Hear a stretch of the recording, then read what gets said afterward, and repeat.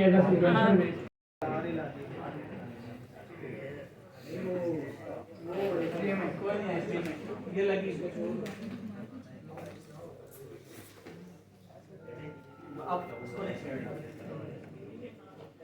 Basically जो view है ये वो एज अ सिक्वेंशियल बेस काम करती है। तो राउटर हम इस्तेमाल करते हैं जिसमें हमारा जो राउट फ्लो बनाते हैं, जिसमें हमारा पहला काम होता है स्टार्ट, यानी कि टॉपिक को बनाना। तो हमने स्टार्ट किया, हमने कहा कि टॉपिक एक जनरेट कराएगा जिसमें वो हमने राउटर का डेकोरेटर यूज़ किया, जिसमें वो राउटर सिलेक्ट करेगा कि ये राउटर, ये जो उसने टॉपिक बनाया ये किस रिलेटेड है। यानी कि अगर वो इस टैग के रिलेटेड होगा तो वो टैग के राउट पे चला जाएगा, अगर लाइफस्टाइल राउट होगा तो वो लाइफस्टाइल को यानी रिटर्न कर देगा। और हमने आगे लेसन में बताया कि ये टैग राउट पे जो है, अगर जो हमारा राउटर है अगर वो टैग राउट रिटर्न करे तो आपने जो है ये इस लेसन पे राउट कर देना, यानी कि इस टैग राउट वाला जो फंक्शन है ये कॉल कर देना। और अगर लाइफस्टाइल वाला राउट अगर आपका रिटर्न में आएगा तो आपने जो है इस लाइफस्टाइल वाले राउट पे चले जाना है। बेसिकली ये एक टाइप का हिरार्चिकल प्रोसेस है, एक होता है सिक्वेंशियल, ये हिरार्चिकल है जो हम फ्लो में बता रहे हैं।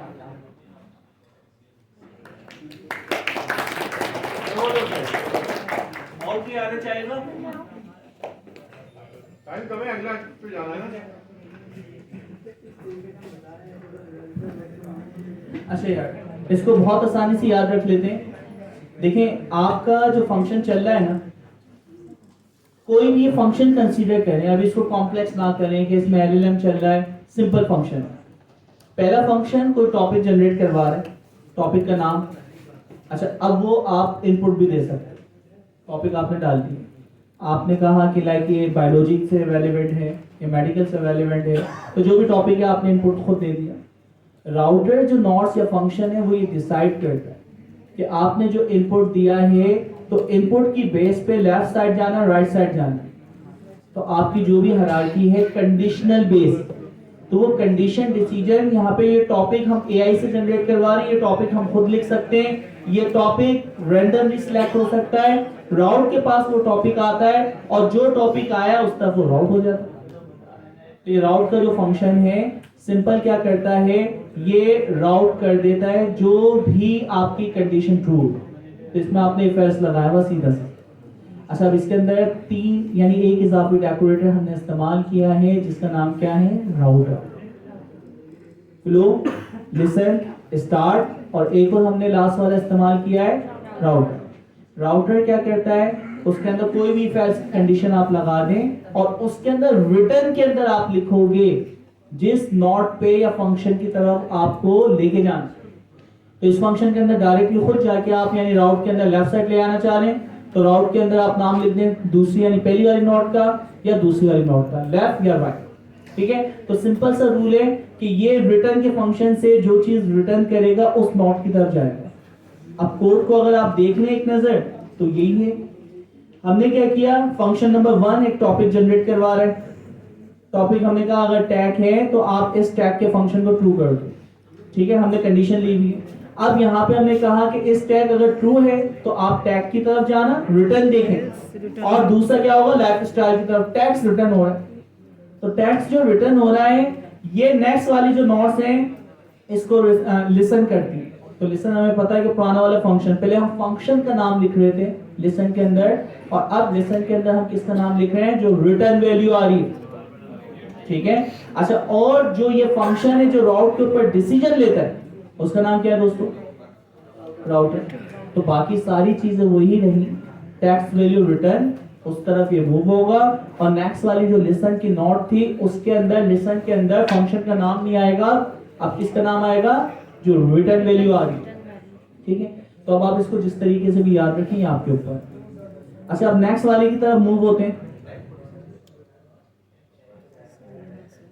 नेक्स्ट वाला क्या है, पैरेललाइजेशन एंड एग्रीगेशन।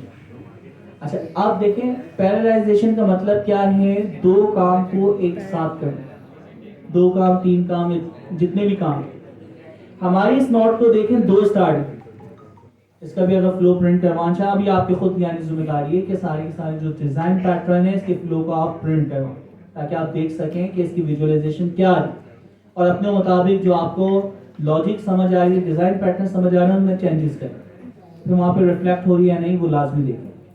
तो देखिए हमारे पास दो फंक्शन क्या कर रहे हैं, एक क्या कर रहा है, generate our creative blog topic variant 1, और दूसरा भी क्या है, वेरिएंट 2।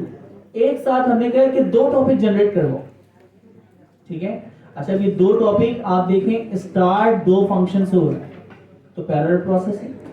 आपका कोड पहले एक नोड से स्टार्ट होता था, अब दो नोड से स्टार्ट होगा, पहला फंक्शन भी चल रहा है, दूसरा फंक्शन भी चल रहा है। अच्छा, ये दोनों फंक्शन क्योंकि इनके अलग अलग टाइम होंगे, एक जगह जिमनाई हो सकता है, एक जगह ओपन एआई हो सकता है, ठीक है। तो 3-4 जब आपके फंक्शन एक साथ चल रहे हैं तो हम कह रहे हैं ये पैरेलल चल रहे हैं।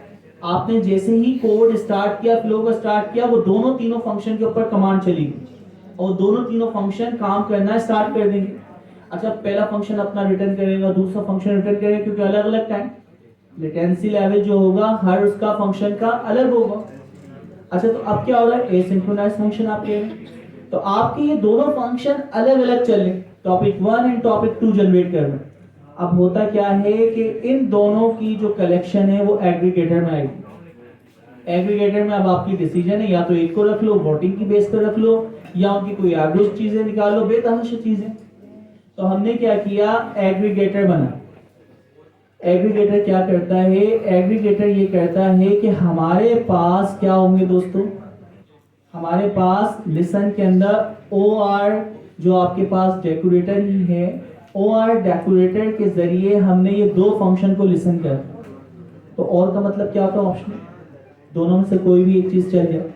अच्छा, तो अब हो क्या रहा है कि आपके पास दो फंक्शन चले पैरेलल, आपने लगाया और का मतलब है कि कोई भी एक फंक्शन जो पहले आ जाए, हो सकता है फंक्शन 1 पहले चल गया, हो सकता है फंक्शन 2 पहले चल गया, दोनों को आपने टास्क दी।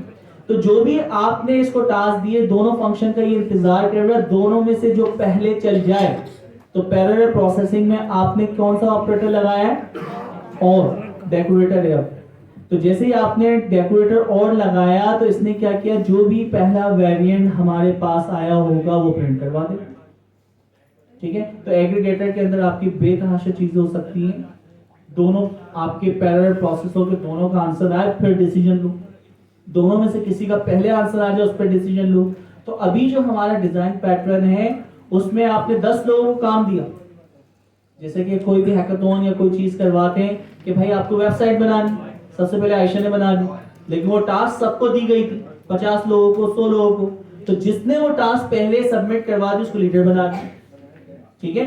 तो यहाँ पे हमने जो डिजाइन पैटर्न इस्तेमाल किया, पैरेलल प्रोसेसिंग, सबको मौका दिया, लेकिन जो काम सबसे पहले करके ले आएगा उसका जो काम है वो सबके लिए एक स्टैंडर्ड बना दिया जाएगा। जी सर, जो दो आप करवा रहे हैं पैरेलल में, उसकी स्पीड हम कैसे सोच सकते हैं कि उसकी होगी कि वेरिएंट 1 की तेज़ होगी, वेरिएंट 2 पहले आएगा? क्योंकि अगर हम स्पीड पे देखें और वेरिएंट 2 जल्दी आ रहा है तो वो एक अलग टॉपिक करवा रहा है, तो क्या ये स्पीड पे डिपेंडेंट है? अगर स्पीड पे डिपेंडेंट है, ऐसी क्या चीज़ें जिस पे डिपेंडेंट हो सकता है? देखिए, स्पीड पे डिपेंडेंट क्यों है, स्पीड पे नहीं। LLM 1 गूगल जिमनाई का है, LLM 2 ओपन एआई का, ठीक है। अब दोनों के टाइम, उनकी रिक्वेस्ट रिस्पॉन्स टाइम, तो जिसका भी पहले आ जाए, तो जिसका आंसर पहले आ रहा हम उसको यहाँ पे आगे प्रोसेस के लिए भेज रहे हैं। यानी एग्रीगेटर डिसाइड करता है कि या किसी का भी पहले आंसर आ जाए आप उसको प्रोसेस कर दो।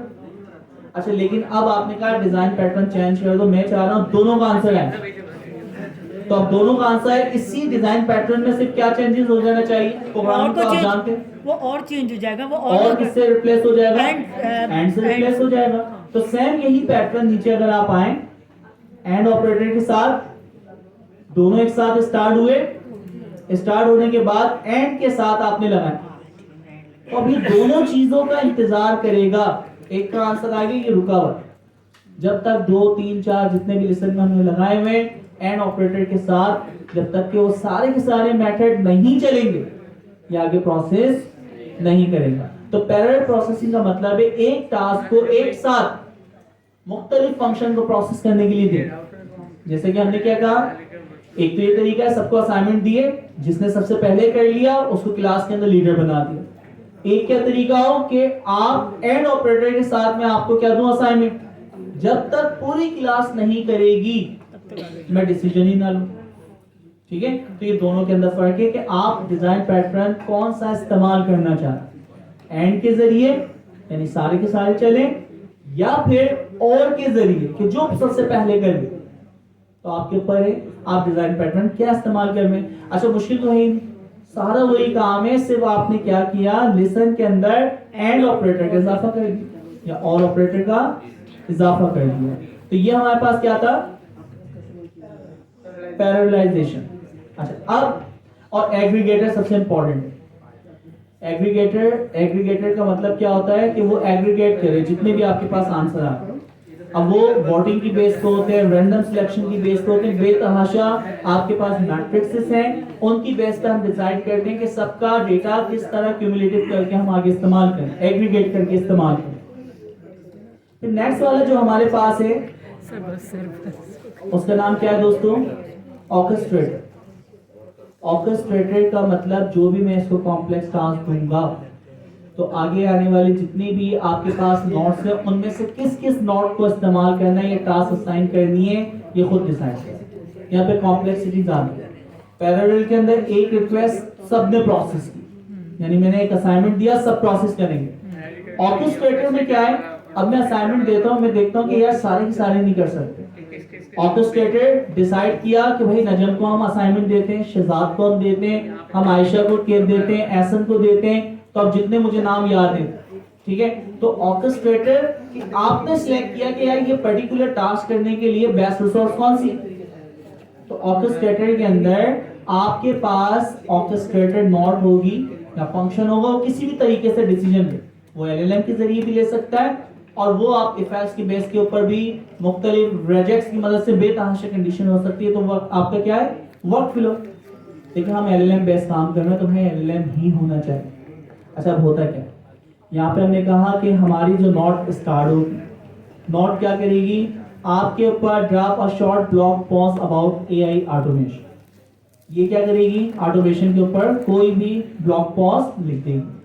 अच्छा लिखने के बाद अब आप नोट करें, वर्क फ्लो इंपॉर्टेंट है कि इसके ऊपर अब क्या क्या काम।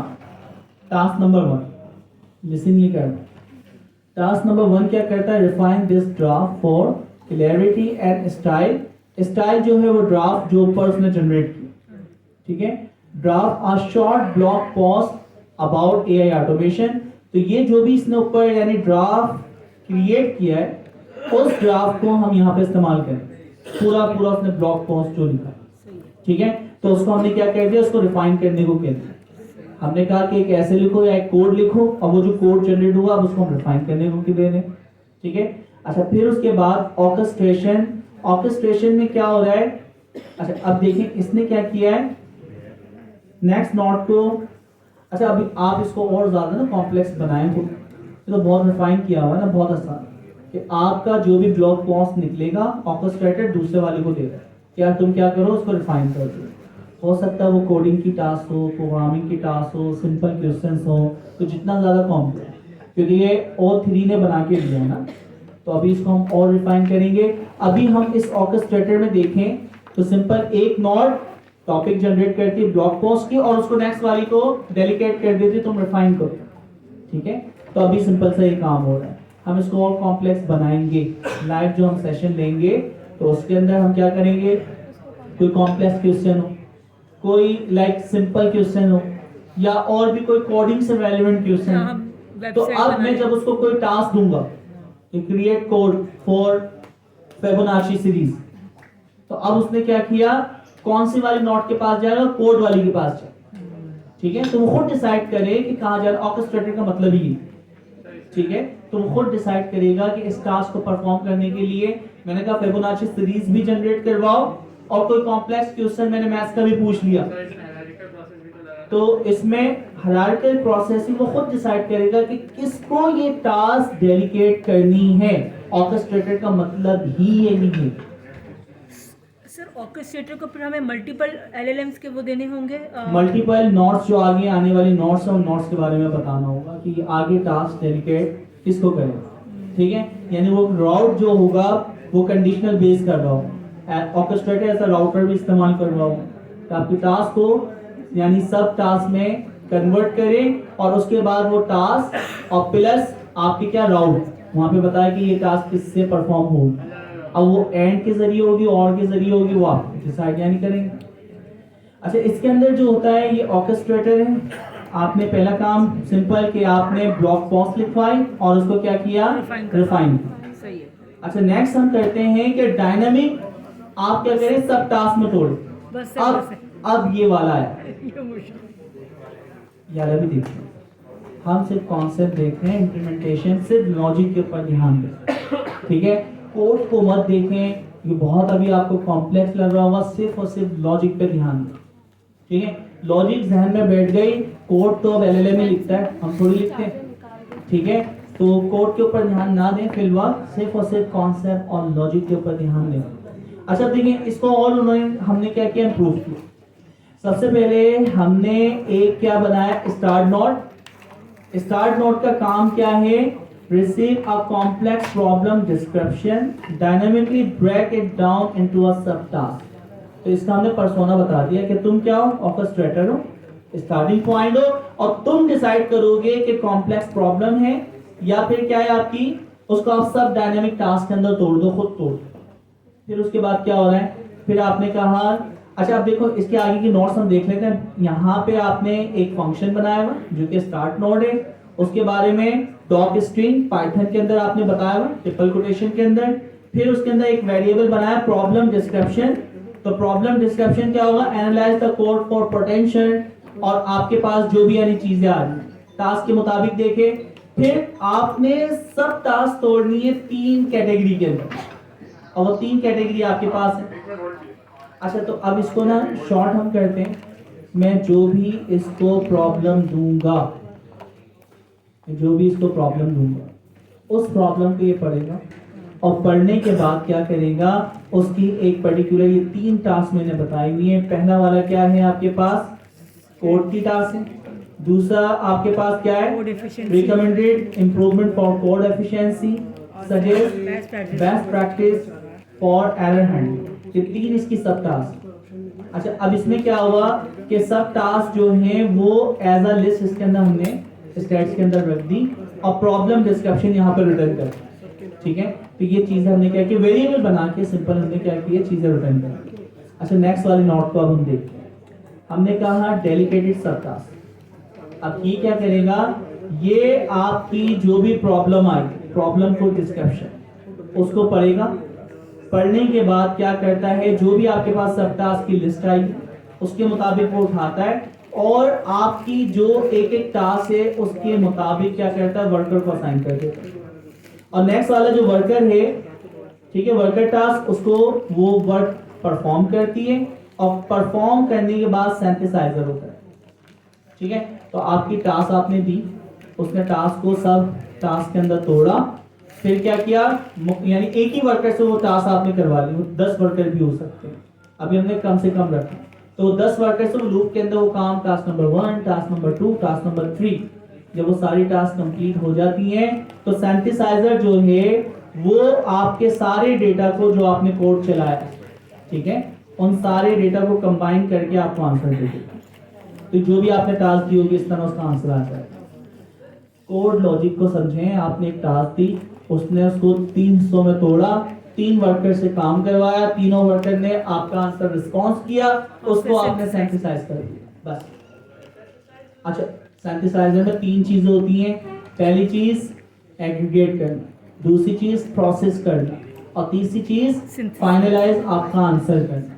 तो ये 3 चीजें आपकी परफॉर्म करता है सिंथेसाइजर। अच्छा, अभी जब कोड अपने मुताबिक आप स्ट्रक्चर बनाएंगे, आर्किटेक्चर बनाएंगे, वर्क फ्लो बनाएंगे तो बेटर अंडरस्टैंड होगा, ठीक है। कोड तो इन्होंने दिया, तो उस कोड को देखते हुए ही हमें काम करवाना है। एलएलएम डिसाइड कर रहा है यार, कोई इतना मुश्किल काम नहीं। आपके टॉपिक को पढ़ के, कॉम्प्लेक्स टास्क को पढ़ के वो एलएलएम डिसाइड कर रहा है कि कौन सी टास्क किससे करवाना है। जी सिंथेसाइजर आखिर के अंदर है ना, लिसन के अंदर, तो उसके अंदर आपने एंड लगाया हुआ और सिंथेसाइजर को आप दोबारा देख लें भाई, यही था।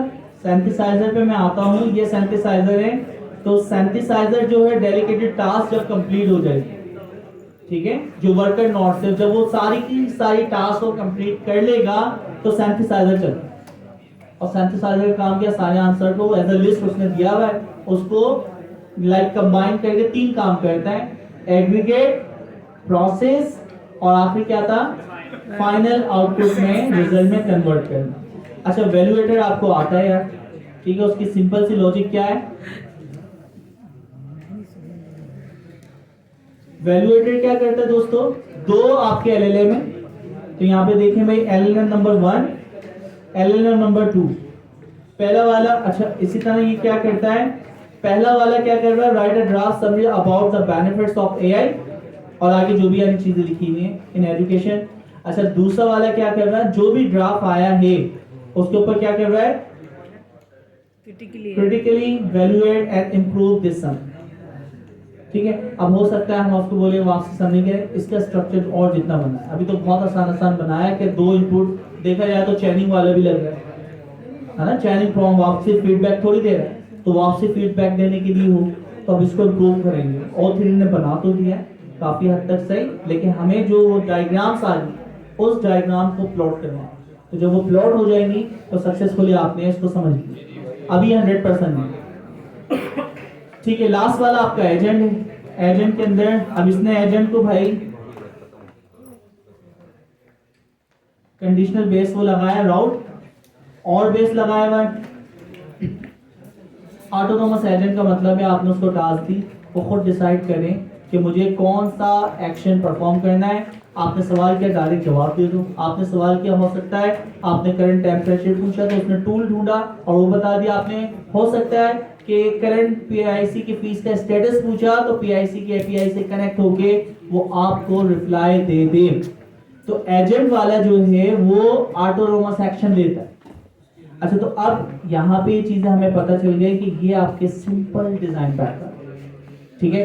अगर हम रिपीट करें, सबसे पहला ऑगमेंटेड एलएलएम, एलएलएम के साथ आप तीनों चीजें कनेक्ट कर दें, रेड यानी रिट्रीवल वाला पार्ट, वेक्टर डेटाबेस वाला, फंक्शन टूल कॉलिंग और आपके अलावा short term long term memory. फिर उसके बाद प्रॉम्प्ट चेनिंग, सीक्वेंस आपका पहले का आंसर दूसरे में जाए, राउटर कंडीशन दे, वो डिसीजन दे कि इस पाथ से आगे किस पाथ पे आपको जाना है, किसी एक पाथ पे। इसी तरह पैरेलल प्रोसेसिंग, एक ही पार्ट को मुख्तलिफ एलएलएम से प्रोसेस करवाना, उसका आंसर एक का पहले आ जाए उसको प्रोसेस कर दो और के जरिए। ये सारों का जब प्रोसेसिंग हो गया है तो प्रोसेस करो जो एग्रीगेटेड करता है। फिर उसके बाद आपने क्या देखा, ऑर्केस्ट्रेटर। ऑर्केस्ट्रेटर में क्या होता है, ऑर्केस्ट्रेटर नॉट डिसाइड करती है कि इस टास्क को सब टास्क में तोड़ो और किस किस वर्कर से ये काम करवाना है। जब सारे वर्कर वो काम कर ले, 50 वर्कर लेकिन 3 वर्कर से आपने काम करवाया, तो हमारे पास एंड में होता है सिंथेसाइजर। सिंथेसाइजर 3 काम करता है, एग्रीगेट, प्रोसेस और तीसरा क्या होता है, फाइनलाइज आउटपुट, ठीक है। फिर उसके बाद आपके पास क्या होता है, एजेंट। और एजेंट आपके पास क्या होता है, फुली ऑटोनोमस, जिसके पास सिंपल एलएलएम से सिंपल सवाल है वो जवाब दे दे। हो सकता है कि किसी एपीआई को कॉल करने का आपने कहा है तो वो उस एपीआई को कॉल करके आपको आंसर कर दे। उसके एनवायरनमेंट में जितने भी टूल्स उसके पास मौजूद हैं, चाहे वो वेक्टर डेटाबेस हो, चाहे वो उसके पास कोई एपीआई हो, इंटरनेट सर्च हो, जितने भी एनवायरनमेंट में उसके टूल्स हैं, उन टूल्स को कब इस्तेमाल करना वो खुद डिसीजन हो। तो इस पार्ट को हम क्या कहते हैं, एजेंट। अच्छा, और भी इसके ना डिजाइन पैटर्न है इसके अलावा, तो वो उसने खुद सर्च कर करके यानी आपको बताया जो लेटेस्ट आपके पैटर्न आएगा, तो उनको आप फर्दर स्टडी करिए। जी सर। अब मैं आपको तस्वीर भेज के आखिरी तस्वीर दिखाते हैं इनको व्हाट्सएप पे। सर मैं दो बात कहना चाहता हूं। हाँ, अभी एक तस्वीर को दिखा दें, आपको अभी देते हैं चांस।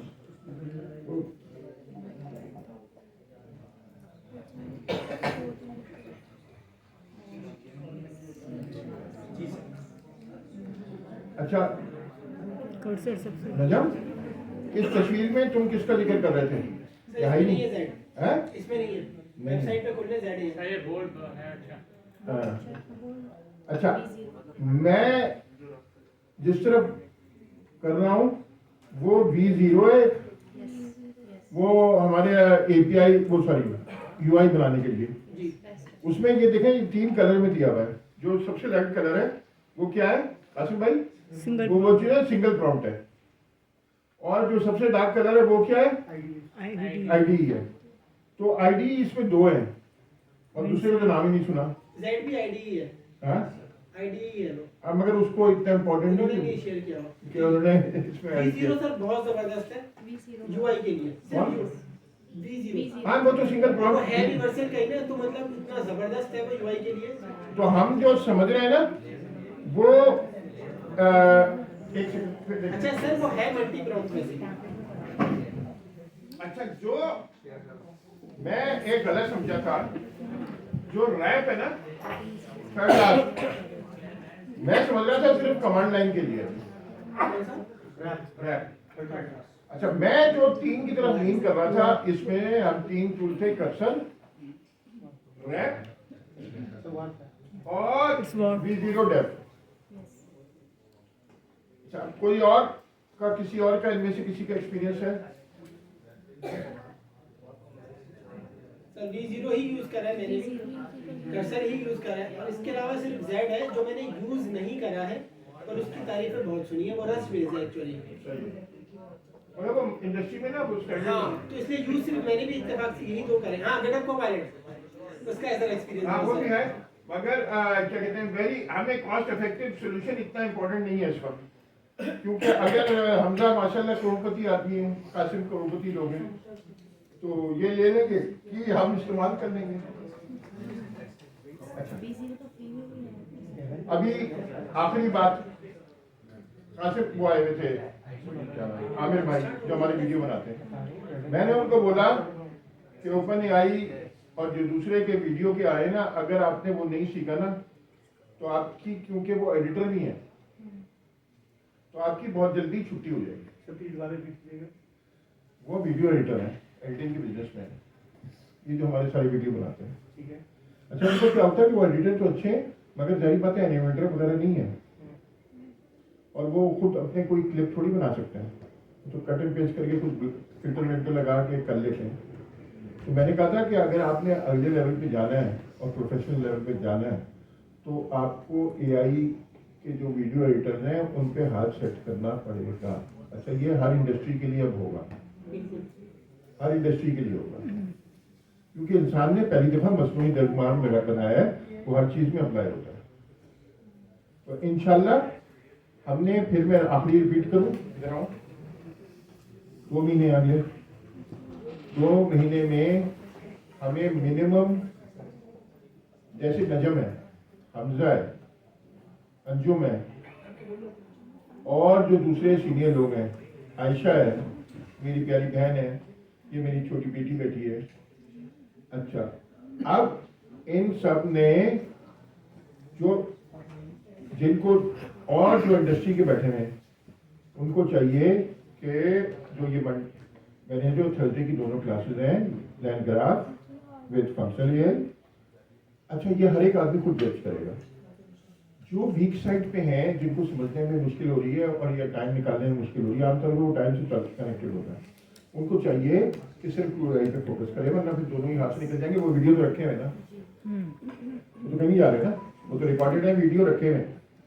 अच्छा फिर हम क्या करेंगे, ये 2 महीने हमारे पास, इस महीने में सारी थ्योरी खत्म करनी है ऑन साइड पे, और फिर प्रोजेक्ट पे प्रोजेक्ट हम मिलके करेंगे। मोस्ट प्रॉब्ली करेंगे, एक प्रोजेक्ट बनाने के लिए अंजुम को लेके आएंगे, एक को हमजा को लेके आएंगे, ऐसे रमजान में ना रात के 10 से लेके 12 तक। और वैसे एक बात है, रमजान में मुझे पता नहीं क्या होता है, नींद बड़ी सख्त आती है, क्योंकि वो सुबह जब उठ के खाने की आदत नहीं है ना, तो वैसे मैं पराठे खा के खाता नहीं शहरी पे। यहाँ कितने शहरी पे पराठे खाने वाले? काफी, जो 2 से ज्यादा, 3 से ज्यादा। सर शहरी में जो है ना वो ज्यादातर लोग जब तक खा रहे हैं तब तक यहाँ तक ना आ जाए नहीं, मैं दूसरा काम करता हूँ जो कि बहुत बड़ा गलत बात है। मैं पानी इतना पीता हूँ कि वो यहाँ तक आ जाता है। वो नहीं, लिटरली खाना वाना सब एक मुसीबत हो जाती है। तो अच्छा, तो हमारा ये है कि हम ना फिर प्रोजेक्ट करेंगे